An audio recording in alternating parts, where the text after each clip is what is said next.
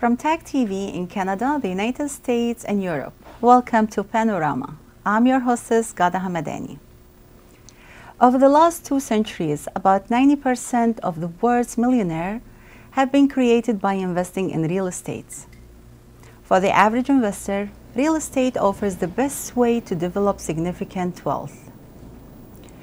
As with any and all forms of investing, it's best to get started early with real estate, to have time on your side. A good way to begin is to buy your first primary residence. But with the increased numbers of sales representatives and agents in the market today, how could a person with no real estate knowledge find a qualified sales rep? Today in the studio, I have my guest Alieh Salman, who will tell us all about it. Alieh Salman is a real estate advisor for the last 16 years with a background in accounting and budgeting. And she worked as a mortgage agent for some time in her career. Alieh received 12 different awards of excellency and involved in charity work. Welcome, Alieh. Thank you for inviting me. Thank you for coming. Alieh, we're going to start with the questions. Go ahead. Okay, what are the qualities a buyer or seller needs to find in a real estate agent and why?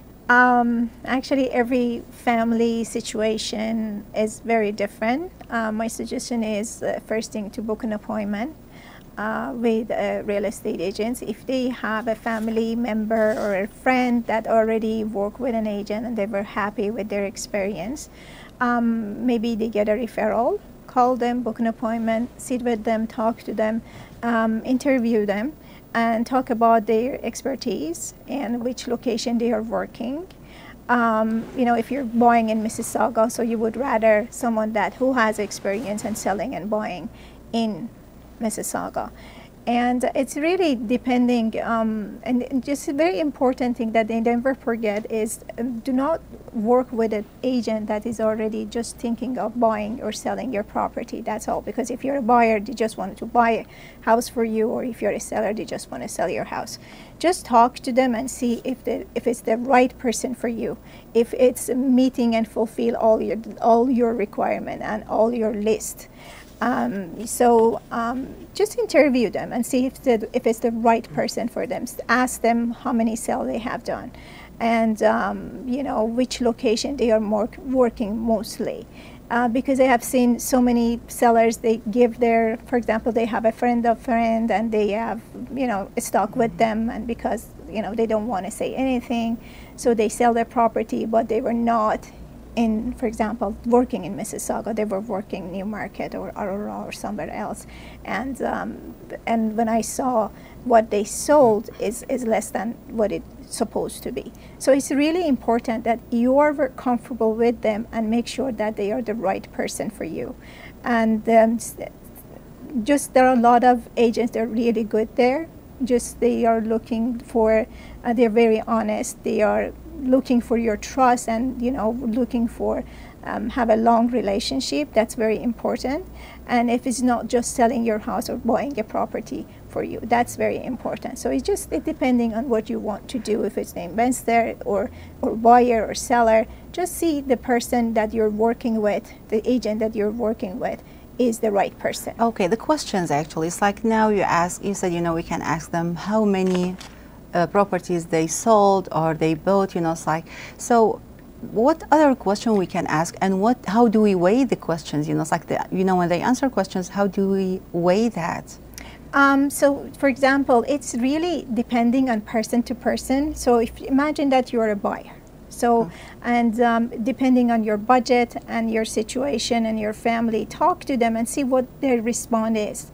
Because you feel that if we were working together and you feel that, it says that you're trusting me. You feel that this is the person that I want to work with because she's like what you see in me, that you choose me, and we will have this you know, talking back and forth, and you invited me to come here and tell, you know, everyone, and put the information in front of the, you know, anyone that they wanted that information.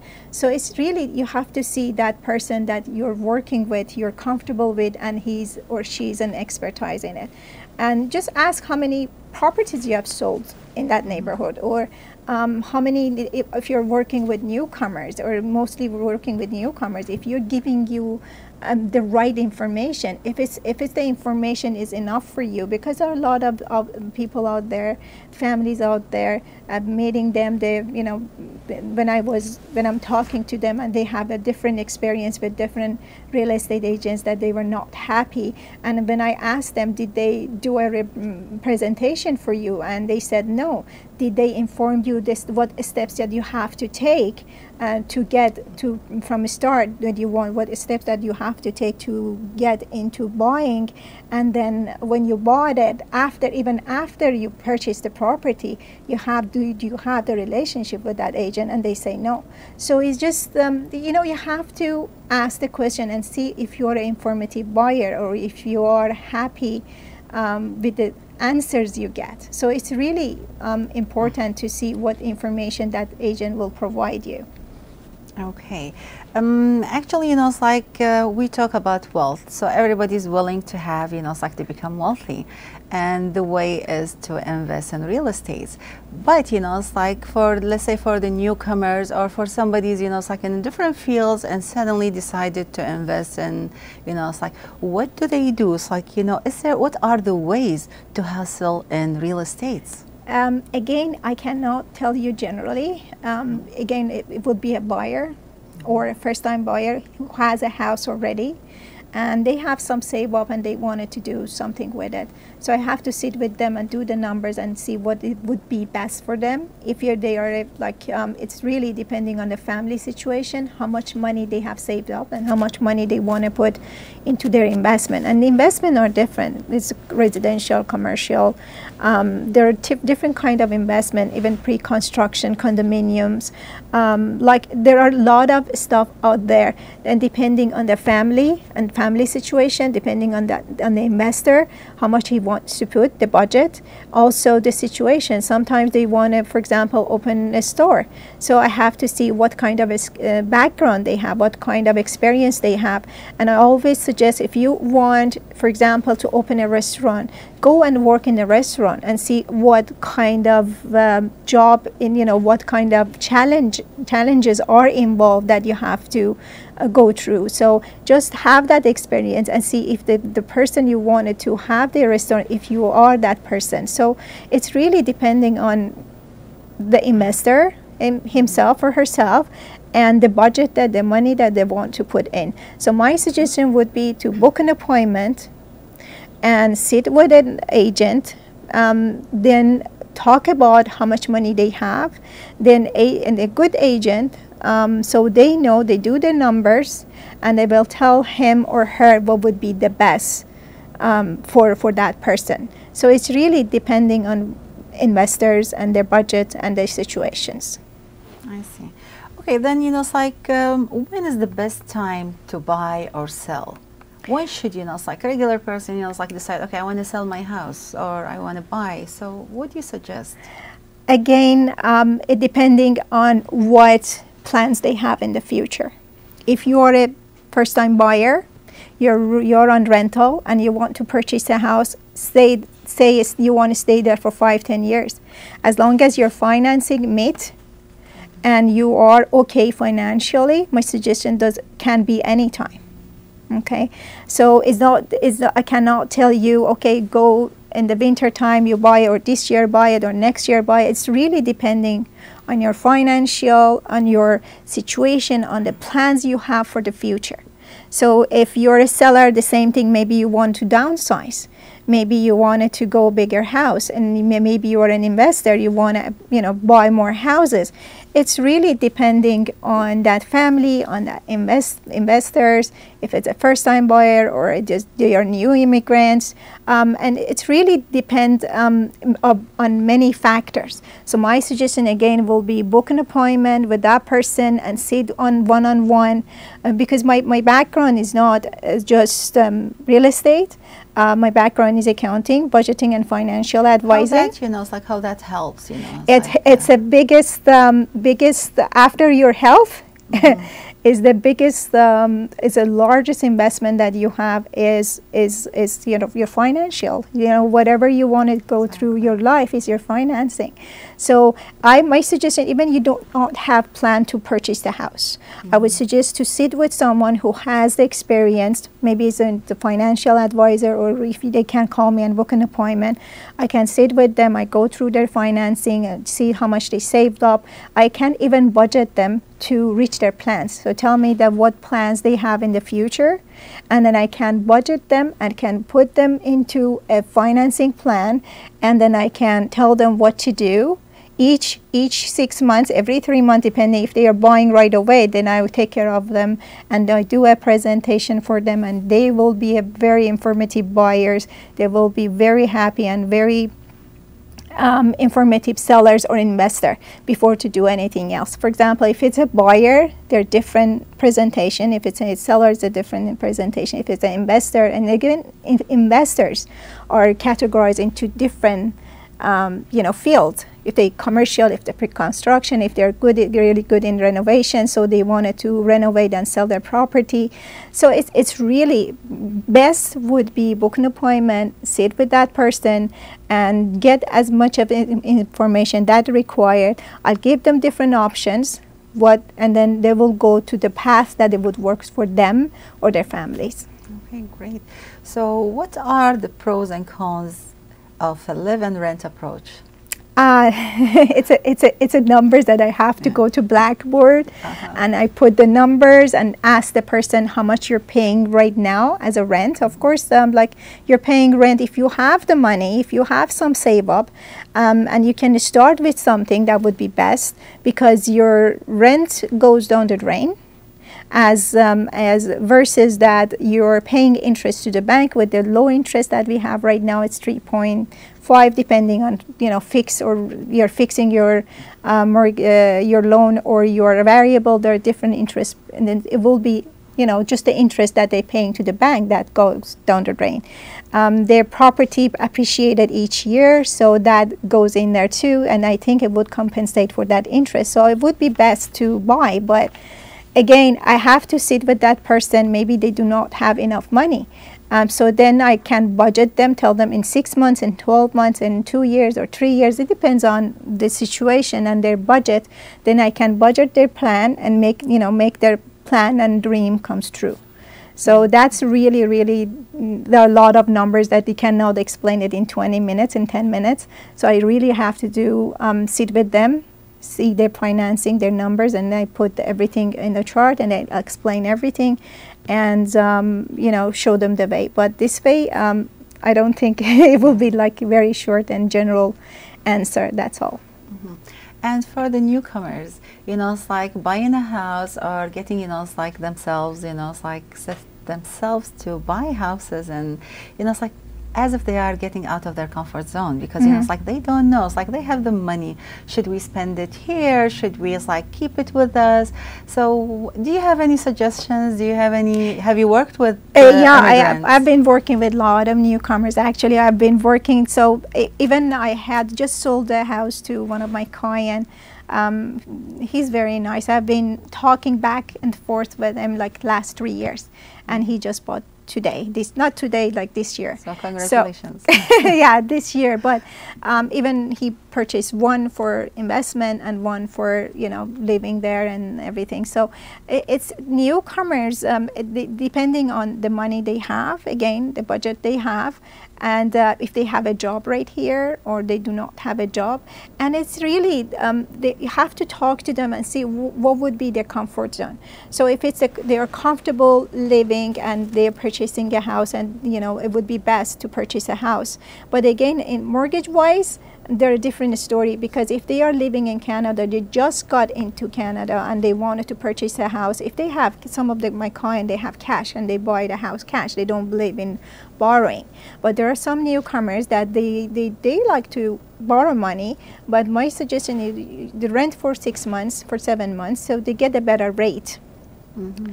And again, different situation is different. So sorry, how do they get better rate after renting? Better interest rate. Okay, they so get after a better 6 months. after 6 months. They're living in Canada. They get a better interest rate. And my suggestion, if they do not have a job, and then how they going to support it? Some people, some immigrants, they still have some income back home. If they are okay with that income, then I have to go and see how much they're making there. So if it's possible to go ahead and they purchase the house. So it's really depending on each situation. So best again, talk to a mortgage broker. I have a really great team. I have a really good mortgage broker who has experience for long years. So I've been working with him. I have even a nice lawyer, and to see that an accountant and myself. So combination of all of us can help them to see what would be best for them. So it's really every family have a different situation. So as you know, family are different. So situation, their budget, they might financing and everything. So it would be best to talk to each family individually, and according to their family, make their plans, and work for them, plan for them until they reach their goal and what is best for them. Yeah. So what advice would you give to the viewers? My best advice is just do not be afraid of real estate agents, because sometimes for example, some people come and see me and they telling me, well, we were hesitating to book an appointment and to see someone.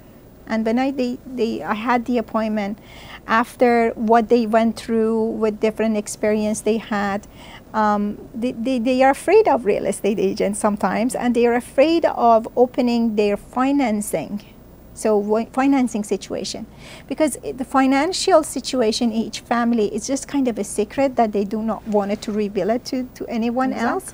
But at the same time, if you find a good person that you can trust, I'm not telling to tell everything, but whatever is related to your plan in the future if you're purchasing, if you want to invest, just be frank with the person that you're booking with, and then just sit with them, talk to them, and see, it would be much better, because if you have, in this country, you have to have information. Information is gold. So be as informative as possible. If you're a buyer, be an informative buyer. Be aware of everything. Make sure the person you're dealing with isn't expertise. He's an expert in the work that he does, in the field he does. So my background is accounting and everything. If I'm missing something, if I don't know anything, then I refer them to someone else. Oh, that's good. Yeah, that's a great thing. So it would be great to meet someone that makes you very informative person financially, because that will be more success for you, better for you, for your future. So again, my advice is just see someone. If you have plan for future, either you're buying a house or not, because work of a real estate agent is not just selling or buying a property for a person. Can be a consulting for renovation. If you want to do a renovation in your home and you want to add something to your value of, add something to your house, nice, better kitchen or better bathroom or better living room, just even with that, you can consult the person so you won't exceed the amount that sometimes it's not. Some of the sellers, they tell me already spent $200,000 in the house that they cannot return. It cannot be returned to them. So it's really depending on the house, on the value of the house, and see how much appreciated your house, and your evaluation, your appreciation will go with the renovation, with the improvement you do for your house.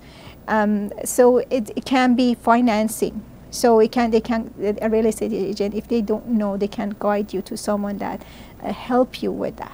So it just do not be afraid to go to a really good financial advisor or a real estate agent who knows what she or she is doing. So that would be my advice. Okay, Alieh, is there any last word would you like to share with us? Well, I love to tell them that I have been, as you said, I've been in the business for good years, and I've experienced, and I usually each year, and make sure each agent has, like always, I keep myself updating with the information, updating with the computer, and what it comes new, what rules, the new rules comes in my clients' benefit, and always, and one of the things I'm suggesting is if they want, I can add them to my database. So even though you're not buying a house right now, if they have plan, I can book an appointment and go to them, and then I'll add them to my database. Each month they get the real estate news, and depending if they are a seller, if they are one first-time buyer, depending on their situation, I send them a really good information, and until they are ready to purchase or until they're ready to sell their property, I keep sending all these information each month, and so they will be informative. And I really like the concept I having being a family real estate. I really love that. It's just like when you're going to a family doctor, and it's amazing. You're not sick every day, but if you get sick, you go there. So if you have any question, your family comes in, and it's a newcomer, call me, Alieh. We have this situation. What do you think? So even if I don't have the answer, I can go back to a lawyer, I can go back to a financial advisor, I can go to a mortgage broker, so I can find the answer and get back to them. So it would be nice to have a trusty real estate in your life as a family real estate agent. So when I'm talking to all my clients, I say the same thing. So it's nice to have that. So if I can be one of that would be great. Be a family real estate agent for any family, or they are talking to me, or they're seeing me, or whatever. So it would be great. Definitely, I agree with that. Actually, it's like a family. It's like it's not a it's like the real estate is it's very important to be part of the family, so they know like what you like, what's your situation, what you want. It's like whenever you need it's like any advice, you go there. As you mentioned, it's like even at the renovation, go to the real estate and ask them. I know a lot of contractor builders. I've been last 16 years I've been dealing with them, so I know. And do you need the architect? Do you want to build a house? I mean, everything that you think. I actually have a database for businesses as well, from window to electrician to anything. So I've been talking to them back and forth too. So a plumber, so name it. So I have a database for that too. So it's really why you always you think you have to have a family doctor, because you're caring about your health, and after health is your financing. You're working hard for it, so don't lose it. Don't just have someone to have the advice and right knowledge about your financing situation. So that would be the best. Yeah, that's perfect. Thank you very much, Alieh, for being with us today. And it was an honor. See you again. It was an honor. Yeah, thank you for inviting me. I really appreciate it. Thank you. And thank you so much, and have a good night.